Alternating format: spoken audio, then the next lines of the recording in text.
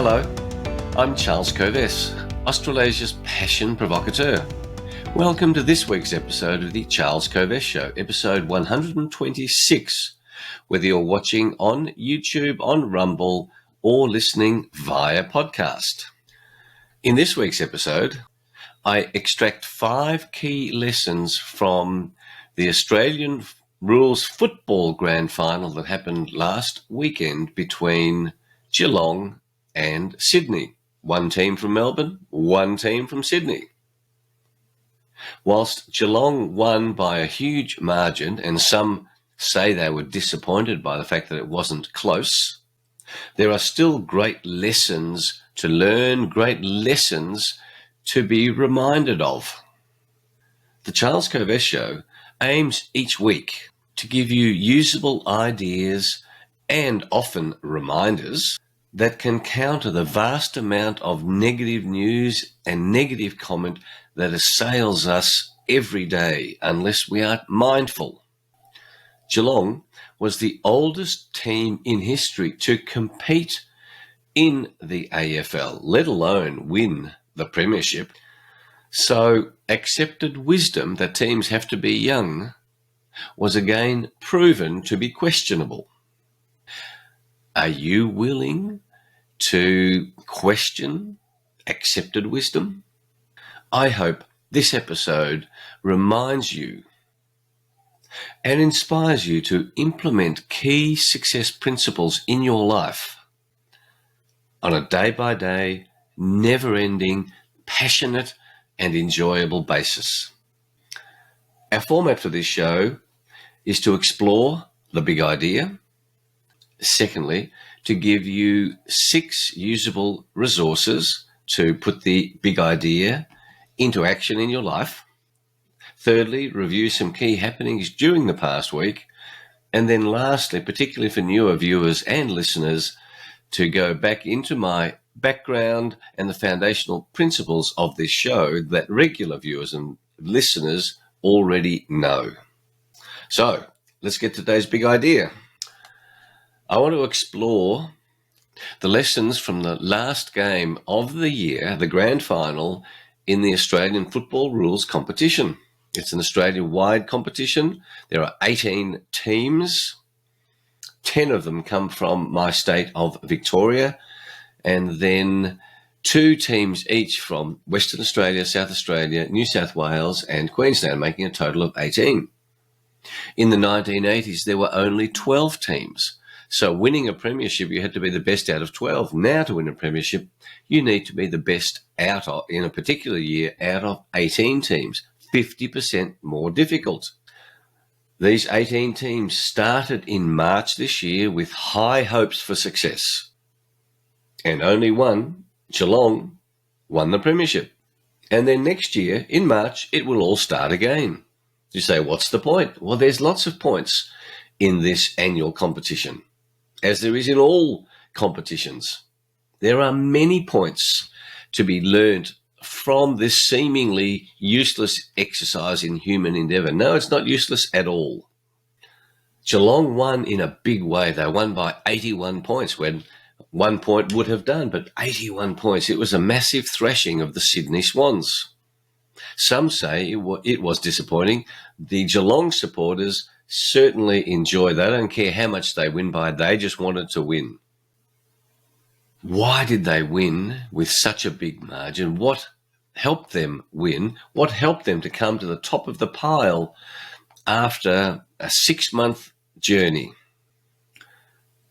There are key lessons so that you can win in your life on an annual basis, on a 6-monthly basis, on a regular basis. Winning. It's a great feeling.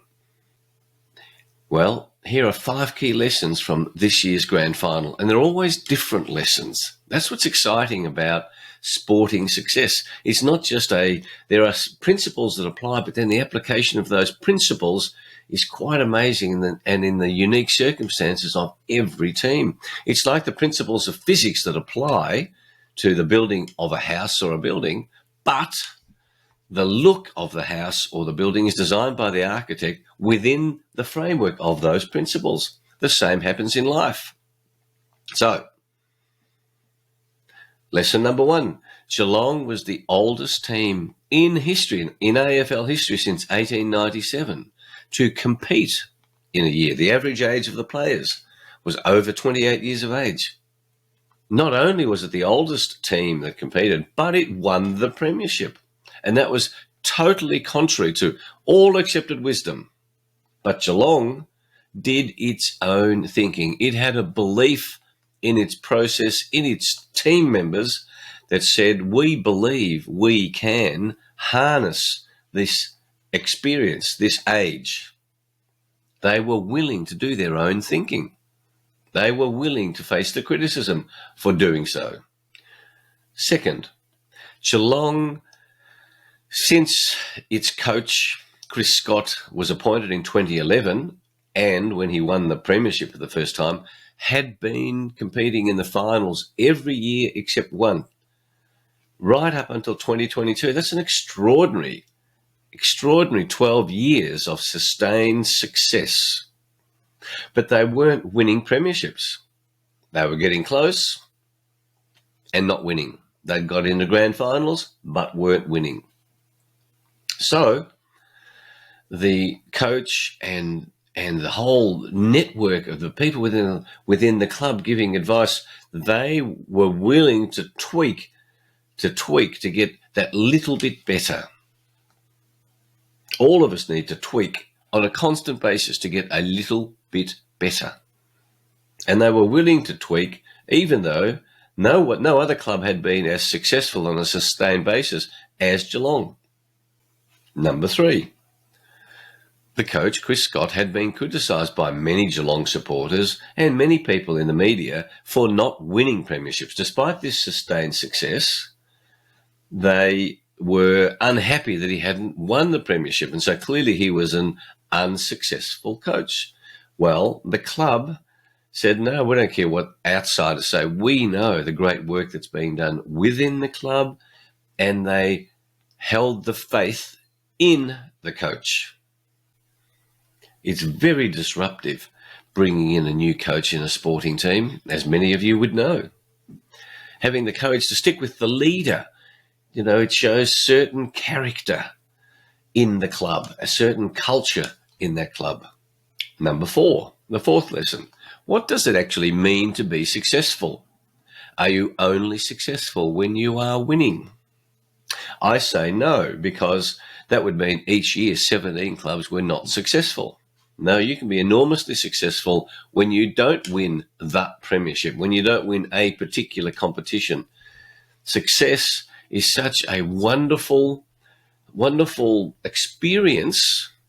And then you have to decide in your life, what does success mean? Well, in a football club, in a sporting club, many sporting clubs, there are many elements of success.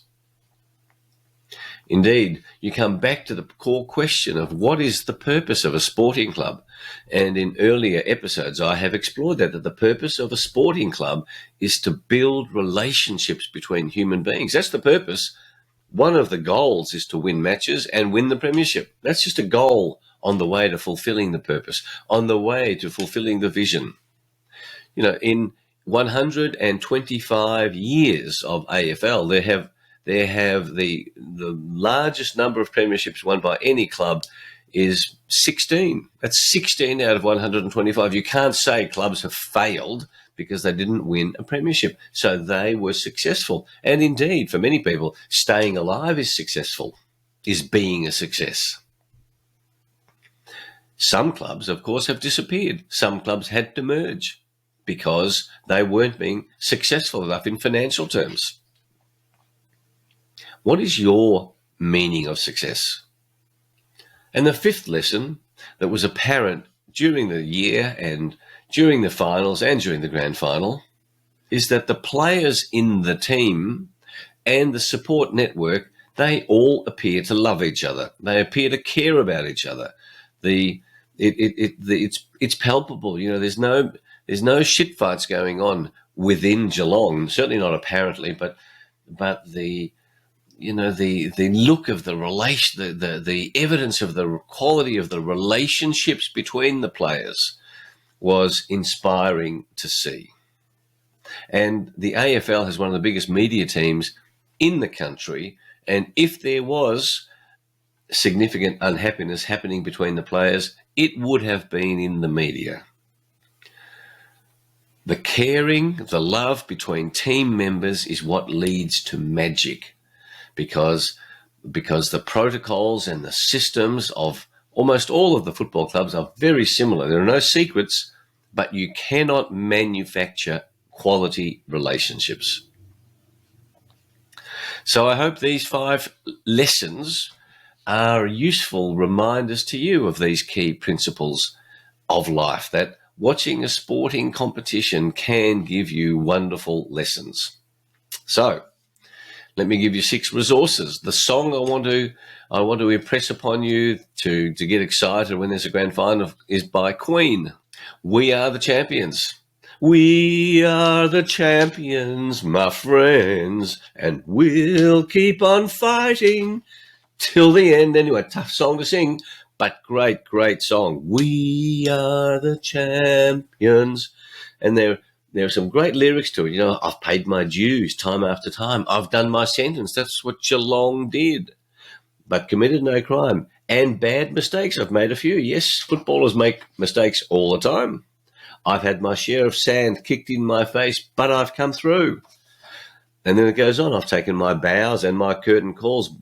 You brought me fame and fortune, but it's been no bed of roses, no pleasure cruise. I consider it a challenge before the human race, and I ain't going to lose. Of course it's a challenge, and it's embracing that challenge and then being passionate about the journey, enjoying the journey, and understanding that suffering is always involved in extraordinary wins. My book is by John Wooden, one of the most famous basketball coaches in the US basketballs, in the NBA, in the US basketball system. He won 10 collegiate champions. John Wooden, Wooden, and the book that I recommend is a story of his life. The book is They Call Me Coach, John Wooden. My spiritual tip, again on tying it into the lessons from Geelong, is continue to understand the importance of building caring and trust and love among team members in any team that you're a part of. If you see things that are killing the love and the caring between team members, your job is to do something about that. Love is this amazing glue between team members. And if you look at the media after big wins by sporting teams, the players, the team members often come out and say, I love my team members. And I say that's one of the key reasons why these teams are successful. My health tip. I attended a very interesting seminar on Friday, and I was exposed to Genesis Health products. They are all natural. They are an amazing range of products. And the website we'll put into the chat. It's genesishealthproducts.com.au. Go to the website and have a look at some amazing natural solutions to any health problems that you might have. My quote this week is by John Wooden. And he said this, very relevant to the journey of sustained success, sustained high-level performance by Geelong that made the finals in 11 out of 12 years.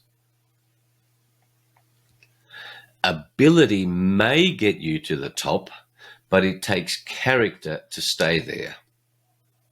Ability may get you to the top, but it takes character to stay there. And I say that Geelong has demonstrated character of a very high standard. And I say it's wonderful character that enables me to keep drinking coffee. Now, that was a joke. But since we've got a bit of joke, I thought some stories about aging would be relevant, because Geelong is the oldest team that's ever competed, let alone won a premiership. Well, there was an aging man, very close to death in his home. He was upstairs, and he smelt the chocolate cookies being made by his wife. So he struggled downstairs, came into the kitchen, this beautiful wafting smell. You know, he was close to his deathbed, but he was so seductive. And he went to grab one of the cookies that were cooling on the baking tray, and his wife slapped him and he said, "Leave those cookies alone. They're for the celebrations after your funeral."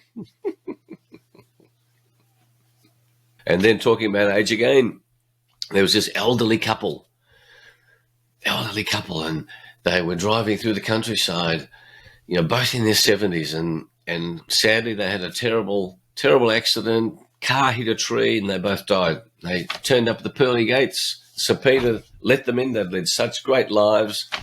And after a week or so, the wife says to the husband, "Isn't heaven magnificent?" And her husband says to her, "Yes, my darling, heaven is absolutely magnificent. And if you hadn't forced me to eat all that health food crap, I would have been here years ago." They say aging is not for the faint-hearted. There are certainly challenges in aging, as there are in Australia, and the lack of aged care carers. That might be a topic worth talking about. And I also point out one of my friends, Peter.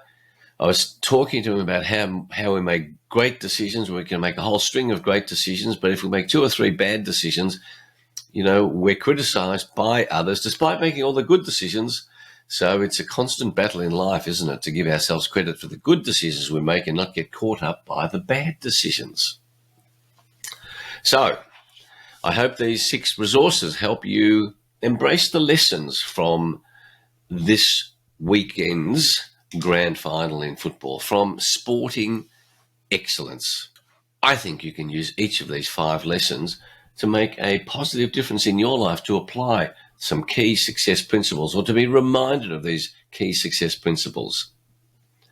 My aim for this show is to inspire you, to provoke you, to educate you, to motivate you, to embrace your life in a way that helps you enjoy it on a day-by-day basis, and through an ever-increasing process of self-awareness, of learning more and more about you and about this journey of life that you are on. I invite you to subscribe to this podcast, to subscribe to this video on YouTube, to share this show with your loved ones, with your work colleagues, with your friends. Discover more about self-awareness and Passion Quest at charleskovess.com, and for corporate programs and public programs at kovess.com. My books, Passionate People Produce and Passionate Performance, are available at both of those websites.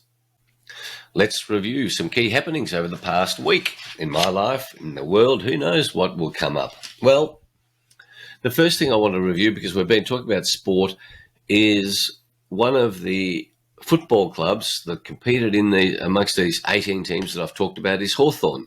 And this week on Wednesday, during the biggest week of the calendar for the football fraternity, a club called Hawthorn and 2 of its coaches were accused of racism, of forcing Indigenous players, Australian Aboriginal players, to force their partners to have abortions. Now, this is very disturbing for me as a lawyer, as a legal strategist, in relation to publicising these accusations without hearing the side of the story from those that are accused. It's a serious problem because this was a huge media splash. The accusers are not identified, but the alleged perpetrators have been, and they weren't even interviewed before this review was published. I say it's a very dangerous thing to go nuts on the media and then to announce a review besmirching the reputations of people whose reputation up to this point had been excellent. It's a very dangerous process. Another thing I did was, again, moderate 3 global meetings, 2 of them medical doctors for C something ethics. Dr. Anna Mahalcha did a magnificent treatise on amazing range of health modalities. I'll share some of those in future shows. But essentially, when you understand that as humans we are beings of light, and photons, you start to have a whole new perspective about this thing that you think is physical, and in fact you are a being of light. Quite an amazing presentation, and will give you new ways to think about how you actually help this body be in the best possible shape. And the second speaker was a biomedical scientist from Israel, Shimon Yanovitz, that was also most instructive in terms of understanding the stuff that gets pumped into people's bodies these days. Well worth being made aware of. Be careful what you put into your body at any time. I allow you to put coffee in, of course, and alcohol.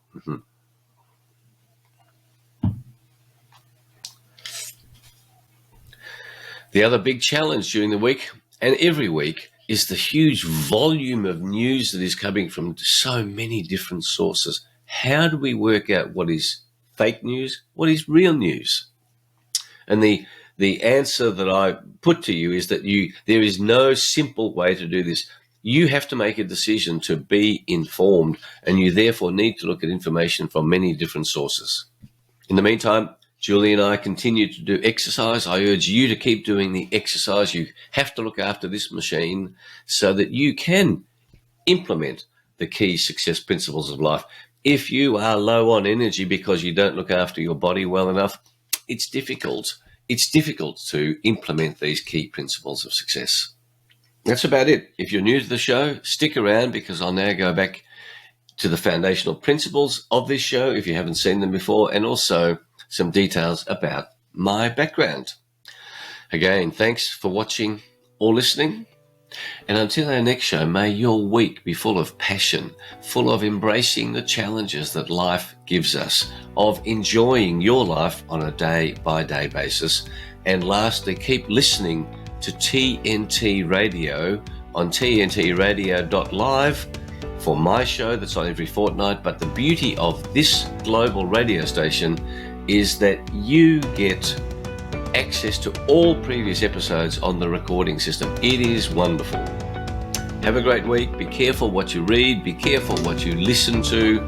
Thanks for watching. Thanks for listening. I look forward to being with you next week. Bye.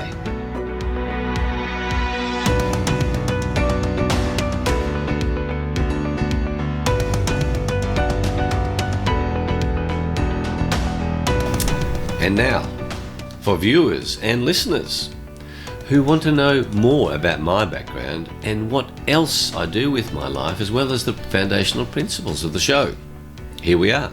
Since 1993, when I left my legal career, a career that I love, to become Australasia's passion provocateur, I have inspired and provoked and educated and motivated people all over the world to discover and pursue their passion. I have helped people via the books that I've written, via speeches at conferences, via in-depth team building programs, workshops over 1, 2 or 3 days, or over 3 months, 6 months. And I've coached people of all ages, one-on-one, from small, medium and large enterprises, government enterprises, helping them to identify the often tiny changes that can make a massive difference. One of my core principles is that freedom is what makes us truly human. That's why one of the greatest threats that government imposes on you to force you to observe its laws is the threat of imprisonment, the loss of your freedom. Just think about that. Government says, if you don't behave yourself, we're going to put you in jail. No, I don't want to go to jail. I don't want to lose my freedom. That's a reminder to you of why freedom is so important. Without freedom, you and I are not much different to animals. If you were locked up in a cage for the rest of your life, how different would you be to an animal? This commitment to fighting for freedoms for all people is carried out by me primarily through 5 channels. Number 1, preserving the freedom to pursue your passion. Number 2, inspiring you to be able to be free through excellent health. Number 3, helping preserve freedom throughout the world through the expansion of industrial hemp, a magnificent agricultural crop. an almost miraculous crop that enables every community to thrive independently of government. In this way, the power of government to take away freedom is minimised. Number 4, fighting for freedom through legal strategies. So I do work as a legal strategy consultant, as an interface between clients and their lawyers. And number 5, as chairman of the Australian Institute of Comedy and as a board member of the Australian Cartoon Museum, fighting for the freedom of thought and speech through uncensored comedy and humour, through avoiding political correctness in the comedic space. When you block freedom of speech, freedom of thought, that's the beginning of the end of your freedoms. The foundational principles for the Charles Kovess Show are founded on the formula SA plus P equals S. Your self-awareness added to your passion will guarantee that you are successful. And the best definition of success I have found in life is that success is the progressive realization of your worthy ideals. The progressive realization of your worthy ideals. This show is also guided by Socrates' famous principle and quote, "The unexamined life is not worth living." You can see I'm wearing my red jacket. I wear my red jacket for all my shows. Red is the colour of passion, so that when you see me on the YouTube version, it reminds you that when you see red in your life, you ask yourself the question, am I pursuing my passion? What am I passionate about? Am I still passionate about that? What might I newly be passionate about? Each week I explore one big idea that can change your life. And it's just one big idea because there's a chance you will remember it. If I give you too many ideas, then we get confused and we don't do anything. Clarity leads to power. Confusion kills passion. Each week I share simple and practical resources that you've heard me describe in the earlier part of the show. A spiritual tip, a health tip, lyrics of a song, a book, a quote, and of course humour. This show is not politically correct. I have no intention of being politically correct. And I love certain addictions, including my addiction to great coffee, my addiction to exercise, my addiction to reading, and my addiction to certain other unmentionable in public type behaviours. Who would know what they are? This show definitely subscribes to the view that we have a spiritual life. So if you don't like discussion of spirituality, this show is not for you. I promise you that I don't include anything in this show that I don't consider to be true and that I have not found to be useful in the work that I've done over the past 28 years, but also over the past 50 years in business, as a lawyer, as a consultant advisor. I only want to share stuff with you that is of value to you. Finally, if you have any questions or suggestions, please feel free to contact me at charles@kovess.com. Again, thanks for watching and listening to my show. Bye.